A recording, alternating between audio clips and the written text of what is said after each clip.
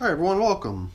I'm down here in my wormery, and for this worm bag, being down here is kind of a new thing, because out of its 315 days of being in service, it's actually been down here for the past 47 days. So let's not force me to remember all these numbers off the top of my head. I got a little cheat sheet here showing how this had been our previously an outdoor worm bag. And the version 4 really just represents how I run a new system outdoors every year, and then after about a year's worth of time I usually harvest the castings and relocate the worms, and then I can commission the new version. So this is year number 4 of doing this outdoor system, and this is actually the first time that I brought the system down here into my wormery. In the past I had sheltered the system in an old abandoned stairwell that used to lead to the apartment upstairs. However, that little indoor space is now unused, so in the past we've sheltered this system there to protect it from the cold. This year I figured let's just bring it downstairs here into the wormery, and I believe at this point the worms are just going to stay as part of my my worm farm down here in my wormery. So quick rundown on what's going down here. Past month and a half, 47 days, system's been down here, and over its lifespan the system's been fed 24 times. And I figured I would just hold off on giving them today's feeding just in case they don't need it, because the last feeding that they got, which was 2 weeks ago now, 14 days ago, was a mini pumpkin. And it was a pretty good size feeding. I had carved off a portion of it so that I can access the inside of it, and then I stuffed it full of bedding. And well, if our estimate is true that this system started out all those months ago with close to 3,500 worms, then the system might actually have an appetite that would be capable of doing away with the mini pumpkin by now. So now, we had talked a little bit last time we were in here about how preservation of moisture in here might be of a little bit concern, because I had started noticing how the system was just becoming lighter and lighter to lift off the ground. So I had already a few weeks ago gone in between the two layers here. The bag is actually 2 bags, one within the other, and in between the 2 layers I had slipped a number of shopping bags, produce bags, not even shopping bags, but whatever, that's not the point. I guess the point is that I have placed some plastic in between the layers to help keep the moisture from being lost out to the sides. And then after our last check-in here 2 weeks ago, I did return a few days later to try to see if I can create yet another vapor barrier to prevent further loss of moisture out the top, and to cover up our little pumpkin feast with this piece of bubble wrap here. So that is one key difference that you'll notice, and I decided that I would just keep this piece of cardboard down here with the pumpkin so that it too can benefit from the recirculating moisture. And I'm not too surprised that the worms have been gobbling up the cardboard over the past couple weeks. Well, not quite 2 weeks, because 2 weeks ago we last checked in here, there was not yet a plastic cover, but I added it maybe a day or 2 later, so it's been in here for well over 10 days, I would say. And I really didn't know what to expect. I wasn't sure if we would come in here and find a whole lot of leftovers telling us that perhaps feeding more today would be completely unnecessary, but I was becoming quite curious to see how the pumpkin was coming along in terms of being eaten, whether it was close to being eaten, whether there was a lot of leftover remaining, and that we could just let it ride for a little while longer, perhaps even another couple weeks before we checked in. And I guess just from sort of probing around the outer edge, I am sort of feeling like there's a good bit of remaining pumpkin here. So we might not have to feed today, so that's fine. I'm not going to try to cram more food in here if it's unnecessary to do so. I just really wanted to see how they're coming along with this thing. I did actually stuff the bedding into this thing quite tight, and I wasn't really sure if the worms would even be able to slide past the stuff to get up at the pumpkin. But it does seem like they were able to. The whole idea behind stuffing this thing full of bedding was to be able to give the worms material, or a medium, through which they could crawl to get at the pumpkin and gobble it up from the inside out. So you could see they've been hard at work, not only eating the pumpkin, but it seems like they've also been feasting on the bedding material too, which was actually placed in here somewhat dry, so I didn't even know how long it would take for that stuff to become hydrated enough to make it welcoming for the worms to want to even crawl up into it. But it does seem like it happened quick enough that the worms were able to make their way in here and start working the pumpkin down. That might have actually in itself put a slight delay into how quickly the worms would have been able to crawl up and begin accessing the inside surface of the pumpkin. So it seems like they're having a good time in here, enjoying this feast. And as I probe around, I can feel the material remaining on this pumpkin as being pretty substantial still, telling me we probably don't necessarily need to give these guys more food today. But I think I'd like to take a somewhat better look at how this pumpkin really looks. And I think in the process we are going to damage it to the point where it might not be possible to return it to be as nice of a, you know, a welcoming view when we first popped the system open. It was kind of neat to see the stem hanging off the side of the pumpkin and that the pumpkin was still somewhat unpenetrated as far as the outer skin is concerned. So here I feel like we've got a pretty good hunk of material still holding out. This thing over here I believe is what remains of a corn cob. So here's one pretty good sized chunk of material. This I believe is probably going to be for the most part just bedding, which also has a fair number of worms hanging out within it. Let's see how this next piece over here looks, or is it possible to keep the rest of it intact? It might be. But look at all those worms. Man, they really came out in numbers for this thing, didn't they? Not too surprising. And I assume that that plastic covering might have helped a bit too in terms of just keeping the entire environment nice and damp for the worms to feel comfortable coming up and hang out and you know, perhaps even skirt the outside of the pumpkin a little bit. Now this piece here, this piece seems like it was getting worked quite heavily with this big mound of worms on it. However, this piece too still has a pretty good chunk of remaining material adhering to it. I'm really kind of just going by weight, you know, in terms of trying to compare what remains here relative to what I would normally dose out for a typical feeding. And like right here, try and also factor in that there's a good bit of worm here as well. I mean, do we just scrape off the worms so I can get a better read on the weight? No, I mean, it's a nice number of worms, but they don't really add up to a great amount of weight. I believe what I'm feeling when I lift that is mainly pumpkin. So I do have this feeling like we don't need to give these guys more food today, but I was definitely curious to see how things are coming along in here as a result of 2 weeks of work on this little pumpkin since we last checked in. And I figured, what the heck, as long as we're in here, let's take a quick peek down further into the material just to get a general sense of how moisture in here is holding out. I'd also be curious to see how the perimeter is holding up too, since we put those little liners in between the inner and the outer bag. I'm glad to see that the moisture down here is holding up pretty good. Now the bottom of the bag's not protected in any way. I've actually got the bag resting on a few little thin strips of wood, allowing for even a little bit of airflow beneath the bag, which might allow for the bottom of the bag to lose a little bit of the moisture. It's really the outer edge that we protected with the plastic that I'm curious of.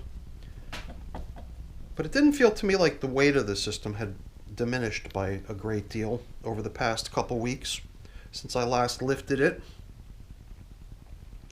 Here too, I believe just another chunk of corn cob. Here and there we're going to see little bits of leftovers from past feedings, as well as the main piece of leftover food from the most recent feeding, the pumpkin itself. But yeah, I think we're in good shape as far as letting it ride, you know? I'm curious to see if people would agree with that. I'm sure most people will tend to manage their own worm bins in such a way that they don't want to overfeed or, create a glut within the worm bin. I assume that could probably just lead to the excess food that's not actually being eaten to start to actually rot or start to decay in some sort of an unfavorable way. So I believe that if you find this much food as leftovers within your system, it's safe to say that they can probably continue on with it for a little while longer, at least, before you need to replenish the food supply. So why don't we do that? I'm going to put the pumpkin back down, face down, with the soft stuff facing down into the worm bag, with with its skin facing up, so that in itself can also serve as a sort of thin moisture barrier. Because it does seem like the worms often work their way up to that thin outer skin of the pumpkin, eating everything that they can up to that point. And eventually they'll eat that too, but it's somewhat tougher material that they're not able to eat right away. So that stuff might still be here as leftovers at some future point when we return to this system. Or not, because I think I am going to return the plastic covering too. I believe there is probably a little bit of benefit to having the plastic covering over here to just create a nice humidity zone over the feeding area so that the worms don't feel like they need to, avoid the surface, the top surface, because it did feel to me like just those cardboard coverings and that plywood covering were probably holding in a certain amount of moisture, but also allowing just enough airflow and drying to possibly make the top surface a little bit inhospitable for worm activity. So I believe we're also going to just increase worm traffic on the top surface by putting that plastic cover back on. And wow, what is that? Usually I see little sprouts of stuff popping out, but whatever it is that's growing here is got a somewhat different appearance to it. Just has like a really thick sort of a tip to it, whatever that was. I was just curious, and it seems like there's another chunk of it peeking out over here. I mean, I don't need to chase it down, it's not that important, but I was just curious as to what that might have been. Interesting. I don't know if anyone recognizes this thing. Does anybody know what this might have been? Something trying to grow out of my worm bag? Alright, you know what? Let's put this nifty looking stem back here in such a way that it continues to look like a pumpkin, so that when we come back we can identify it. I don't think we would have a problem identifying it. So here too, I don't want to completely unearth the outer edge. I just want to make sure things are doing okay. I do feel dryness, and I'm not going to panic because of that. Although it would be a little bit nicer if there was just a little bit more moisture in here. Oh yeah, I almost forgot. I think I did also come in here with my squirt bottle prior to putting the plastic covering on, and I just started going around and around to really make the material around the pumpkin nice and damp too, so that it all became a really inviting place for the worms to visit and to cruise around in, so that they'd be able to stumble on that delicious pumpkin pretty quickly and then start to work on it for us pretty quickly. And I'm almost feeling like there might be benefit to coming in here with just a little bit more water. I mean, my squirt bottle is right here within reach, and I believe I might have even put it away with enough pressure to allow us to just give it a quick squirt. So I'll just bring it up here onto the bench and we'll see what we've got. I do feel like I really want to give the outer perimeter of this system the moisture, because what was in the inside didn't feel that bad, poking around down deep below the feeding area and right where the pumpkin had been felt pretty decent as far as moisture goes, but it was out here on the perimeter that I felt like maybe compensating for the drying effect would be a good idea. Almost makes me wonder if I'd be better off with perhaps even a larger piece of plastic that does a better job covering the entire surface of the material versus just having that rectangular piece that has a pretty good amount of ventilation going around both sides. And I figured as long as I'm dumping water down here into the system, why not return some of these castings that have adhered to my glove. Luckily not many have adhered to my glove, because the material is somewhat dry. It's usually when the material is kind of muddy that I find that it's kind of sticky and wants to stick to my glove. However, in this case, it feels like it's hardly sticking to my glove at all. But whatever little amount did stick was stuff that I figured we just rinse back down into the system rather than me flushing it down the drain when I go rinse off my glove at the sink. And here too, I don't feel like I've got to go too overboard with the dampening, although I'm sure I could probably just keep going with this for a while and it would do no harm because it would just dry off if it was excessive. It would just continue to permeate out through the bag itself, perhaps through the gaps of the plastic. Perhaps the plastic little liners I put in have settled and are not really doing as good a job as I thought they'd be doing.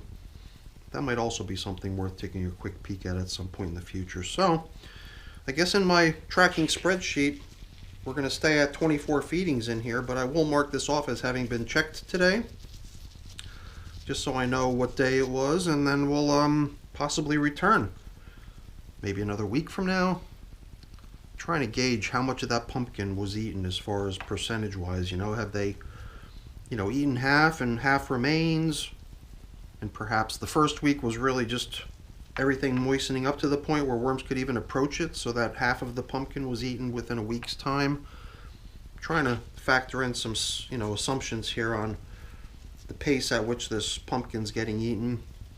I don't know, I'd like to hear people's thoughts on what you think in terms of another interval to give this until the next check-in. Perhaps another week, another 10 days. Do we need to go 2 more weeks? Maybe if for no other reason, maybe just to come back and keep dampening if drying persists. Please put your thoughts down into the comments. But I think we're going to leave it at that. That should be a nice dampening. The pressure in the squirt bottle was not terribly high, so it was flowing nicely, but it wasn't spraying out at the full capability of the of that thing. If I were to pump it up 10-15 times, it would be probably dispensing moisture at about twice that rate. So that's the reason I kind of went with it for a while, because it was spraying kind of slowly. But I do feel like we've added a good amount of moisture to compensate for the drying in here.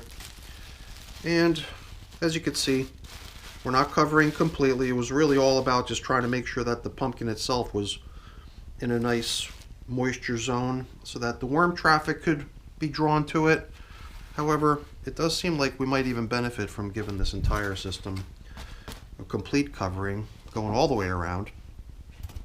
And I've even thought about possibly relocating the contents of this bag into one of my larger size bust bins.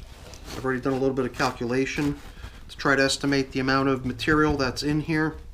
And it does seem to me we could probably go into one of those 7-inch deep bust bins to a depth of about 5 inches, leaving a little bit of room in there to work and possibly at some point in the future set up a migration of the worms out of the material.